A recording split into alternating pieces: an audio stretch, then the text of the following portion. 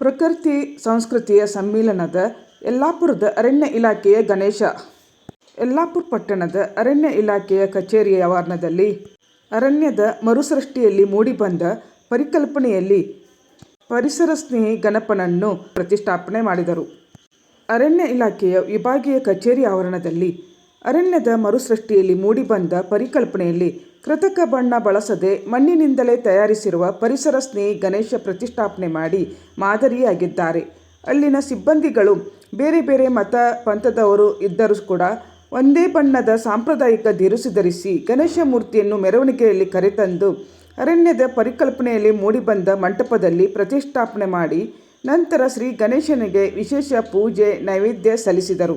ಅರಣ್ಯ ಇಲಾಖೆಯ ಅಧಿಕಾರಿಗಳು, ಸಿಬ್ಬಂದಿಗಳು ಹಾಗೂ ಅವರ ಕುಟುಂಬಸ್ಥರು ಉತ್ಸಾಹದಿಂದ ಮೆರವಣಿಗೆಯಲ್ಲಿ ಪಾಲ್ಗೊಂಡು ಗಣೇಶೋತ್ಸವ ಸಂಭ್ರಮದಲ್ಲಿ ಪಾಲ್ಗೊಂಡರು.